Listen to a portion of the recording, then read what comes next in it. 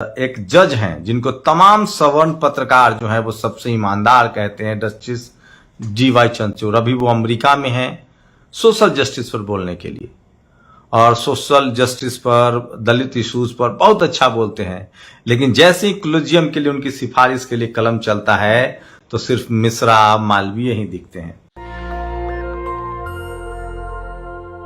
और सोचिए इस समय की सबसे बड़ी खबर है, मैं कुछ खबरें हैं जो मैं आपके लिए लेकर आया हूं, और मैं इसलिए कहता हूं कि सोशल मीडिया ही सच्चा मीडिया है, सोशल मीडिया ही बहुजन मीडिया है। सोचिए कि टिकट बंटवारे को लेकर लगातार जो बखेरा है वो बढ़ता जा रहा है, और एक जज हैं जिनको तमाम सवर्ण पत्रकार जो है वो सबसे ईमानदार कहते हैं, जस्टिस DY चंद्रचूड़। अभी वो अमेरिका में हैं सोशल जस्टिस पर बोलने के लिए, और सोशल जस्टिस पर, दलित इश्यूज पर बहुत अच्छा बोलते हैं।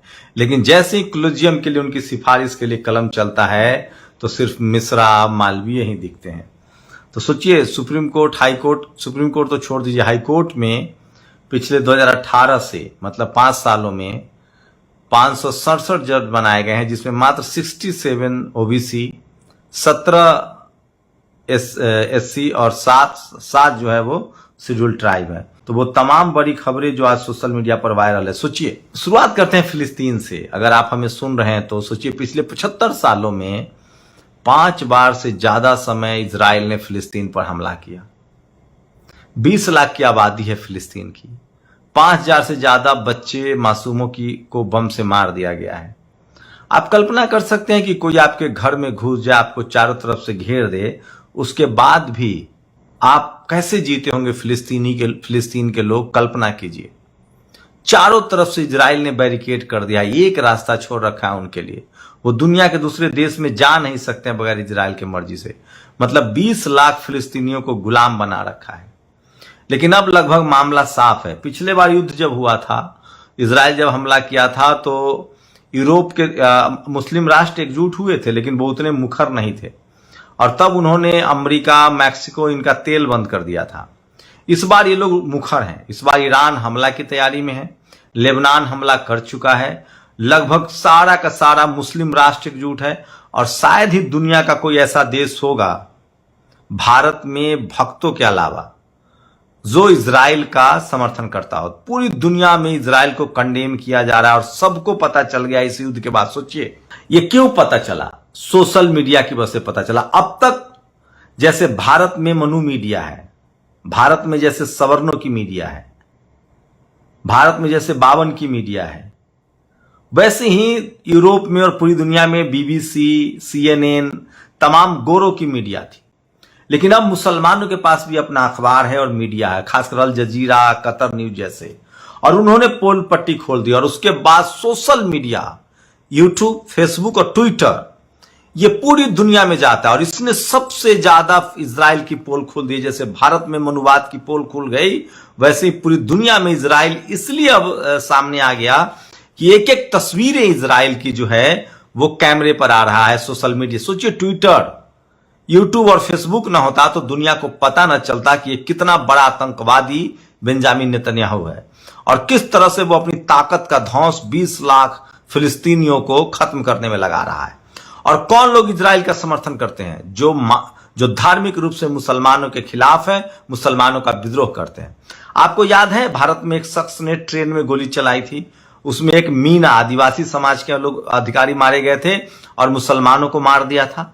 आज उसकी रिपोर्ट आ गई है, वो मानसिक रूप से पूरी तरह से ठीक था। तो एक एक खबर की विश्लेषण बताऊंगा। सोचिए, वो मानसिक रूप से पूरी तरह ठीक था, और उसने जो किया जानबूझकर किया। तो नफरत किस तरह से आदमी को भर देता है। रेलवे सुरक्षा बल के दिमाग में था, जिसमें मुसलमान मारे जा रहे थे, वही नफरत आपको इजराइल को समर्थन करने के लिए मजबूर करता है।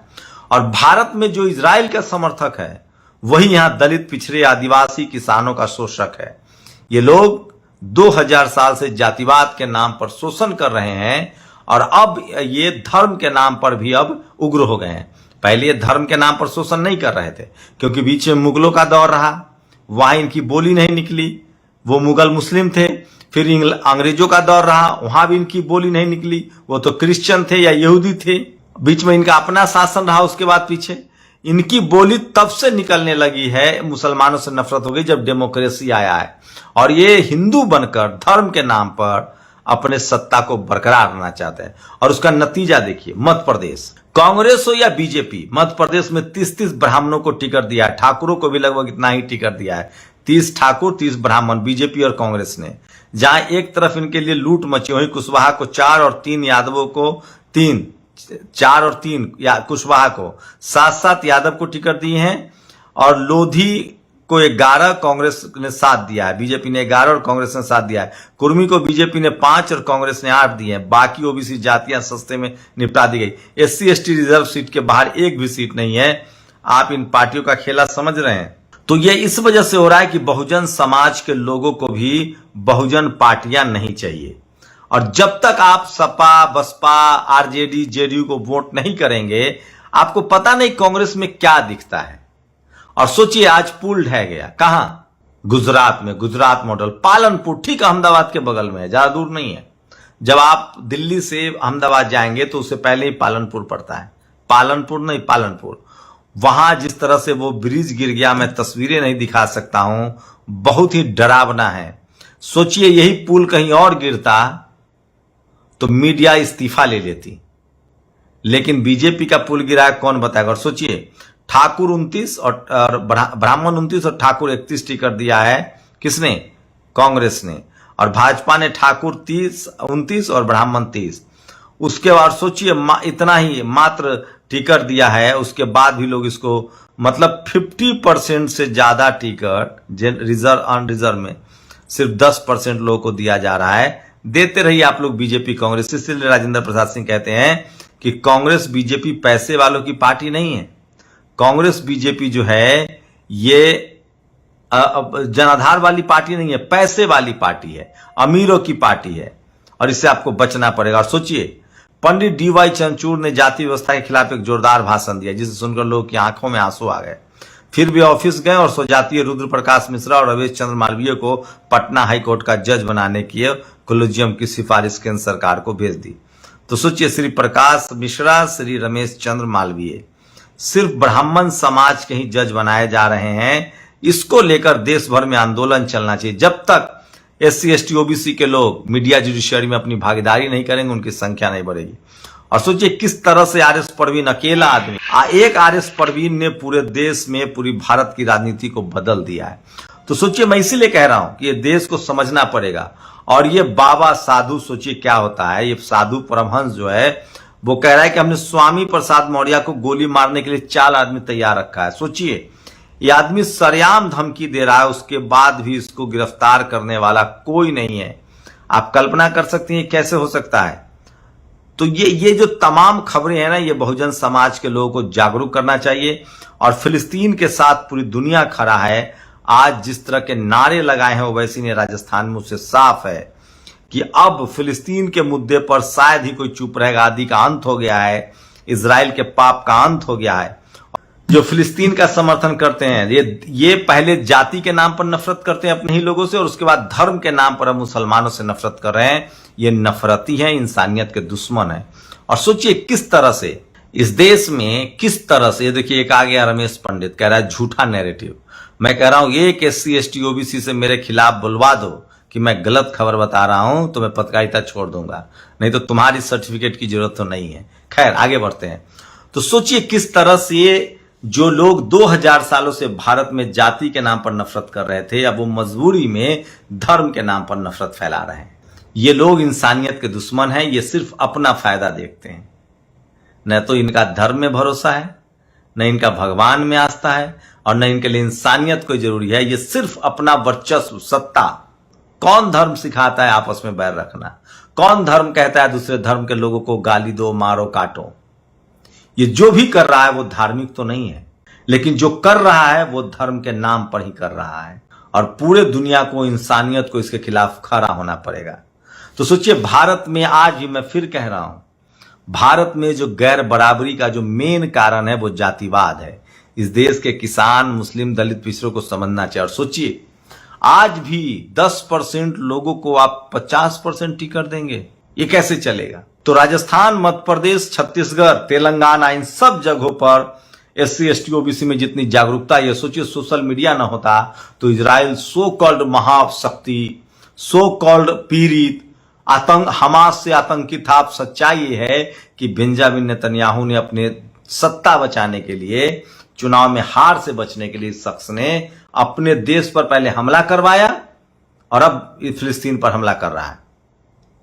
और मैं बार बार कह रहा हूं, भारत की विदेश, सोचिए अब मालदीव ने कहा कि हम भारतीय सेना को बाहर करेंगे क्योंकि हमें चाइना से डर है, क्योंकि चाइना और भारत का तनाव बढ़ा। सोचिए इस फिलिस्तीन के मुद्दों पर भक्तों की गलती से चाइना और रूस आजकल दोस्त हो गए हैं। एशिया में इनका कोई दोस्त नहीं था, लेकिन इजराइल के समर्थन कर भक्तों ने चाइना और रसिया के हवाले पूरा एशिया कर दिया। एशिया के आज सारे देश उसके साथ खड़े हो गए हैं। और आप ब्राजील के साथ झुंझुना बजाइए। वो तो शुक्र मानिए कि प्रधानमंत्री नरेंद्र मोदी और विदेश मंत्री जयशंकर को अब समझ में आ गया और उन्होंने फिलिस्तीन को राहत भी भेजा है और कहा है कि हम एक स्वतंत्र फिलिस्तीन के साथ हैं। नहीं तो जैसे ही आप इजराइल का समर्थन करेंगे, सारा एशिया आपके खिलाफ हो जाएगा। और अमेरिका और इंग्लैंड किसी का सगा नहीं है, ये सिर्फ बोलते हैं। ये आपको कुछ नहीं, एक वीजा नहीं देंगे आपको। आप कनाडा वीजा देता था, उससे कॉन्फ्लिक्ट हो गया। इंग्लैंड और अमेरिका का वीजा लेके दिखा दीजिए, क्या कहता है वो लोग। जर्मनी का वीजा लेके दिखा दीजिए, जबकि 90% जो अप्रवासी भारतीय हैं वो मुस्लिम राष्ट्रों में जाकर नौकरी करते हैं। वहां से हमारा व्यापार, और मुस्लिम राष्ट्र हमें कुछ बेचता नहीं है, हम उसको बेचते हैं, निर्यात करते हैं। और ये चाइना, ये रूस, ये पूरा यूरोप हमें निर्यात करता है। तो खैर ये बात भक्तों को समझ में नहीं आएगी, लेकिन प्रधानमंत्री को समझ में आ गया है और इस जयशंकर को समझ में आ गया। उन्होंने कहा कि हम फिलिस्तीन, स्वायत्त फिलिस्तीन के साथ हैं। इससे होगा क्या कि चाइना जो है और रूस मिलकर पूरे मुस्लिम राष्ट्रों से दोस्ती कर लेगा, जो एशिया में सबसे ज्यादा हैं। और उसके बाद आपको पता ही है कि चाइना का और दुश्मन जो है वो पूरा उसका पड़ोसी देश है, जापान, थाईलैंड, वियतनाम। इसीलिए वो चाह रहा है कि मुस्लिम राष्ट्रों से दोस्ती की जाए। नहीं तो चाइना का एक भी दोस्त नहीं था एशिया में, सिवाय अब रूस अब दोस्ती करने लगा है। हमारी पॉलिसी थी, जो हम अमेरिका के साथ नहीं थे, हम रूस के साथ थे, फिलिस्तीन के साथ थे। तो हमारे लिए हमारे दो ही दुश्मन मुल्क थे, एक चाइना का विस्तारवाद और एक पाकिस्तान। पाकिस्तान कुछ कर नहीं सकता है, कर तो चाइना भी कुछ नहीं सकता है। लेकिन चाइना अपने आप को धीरे धीरे इतना मजबूत करे, और अमेरिका चाइना को नीचे करने के लिए भी, अमेरिका किसी का सगा नहीं है, वो सिर्फ अपना सोचता है। रूस कम से कम भरोसेमंद पार्टनर था, जो अब चाइना के पाले चला गया है।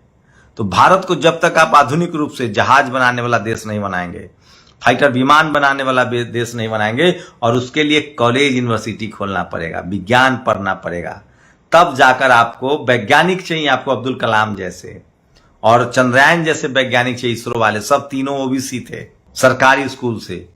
जब तक इस देश में स्कूल नहीं बनेंगे, कॉलेज नहीं बनेंगे, यूनिवर्सिटी नहीं बनेंगे, विज्ञान की पढ़ाई नहीं होगी, जो भक्त हैं यहाँ के, वो पाकिस्तान और फिलिस्तीन की तरह कमजोर देश बना देंगे आपको। आज इजराइल कैसे लड़ रहा है? ताकत के बल पर ना, तकनीक के बल पर ना। लेकिन सोचिए, मैं मानना पड़ेगा फिलिस्तीन के लोग की इच्छा शक्ति। 75 साल से वो कैदी बनकर रह रहे हैं, उसके बाद भी अकेले लड़ रहे हैं। ऐसे देखकर लगता है कि इंसानियत की जीत होगी। तो भक्तों का ज्यादा लोड मत लीजिए, ये लोग वैसे भी दिमाग नहीं लगाते हैं। और देश की क्या दुर्दशा होगी तो आप जान ही रहे, हंगर इंडेक्स में हम 111वें स्थान पर चले गए हैं। और सोचिए, जिस बात में जिनको तालिबान कहते थे ये लोग, उस तालिबान मानने वाला अफगानिस्तान ने आज पाकिस्तान को हरा दिया। तालिबान अब एक चुनी हुई सरकार है। इजराइल इसलिए नहीं जीतेगा क्योंकि गुरिल्ला युद्ध में आप जीत नहीं सकते हैं। अफगानिस्तान से अमेरिका नहीं जीत पाया, वियतनाम से अमेरिका नहीं जीत पाया। अमेरिका कभी भी अपने पड़ोसी देश क्यूबा पर हमला नहीं करता है। उसी तरह से फिलिस्तीन में घुसते ही इजराइल की दुर्दशा शुरू हो जाएगी। और फिलहाल 100 से ज्यादा करीब देशों ने, जिसमें मुस्लिम राष्ट्र भी और तमाम लोग हैं, वो नाराज हैं इजराइल से और इजराइल का हुक्का पानी बंद कर रहे हैं। आप लोग अपनी प्रतिक्रिया जरूर दीजिए। शुक्रिया। नेशनल दस्तक की आपसे गुजारिश है कि अगर इसको बचाना चाहते हैं तो नेशनल दस्तक को सब्सक्राइब करने के लिए रेड कलर के सब्सक्राइब बटन को दबाएं, फिर बेल आइकन की घंटी दबाएं। नेशनल दस्तक को बचाने के लिए बहुत जरूरी है कि हर खबर को शेयर करें, लाइक करें, कमेंट जरूर करें।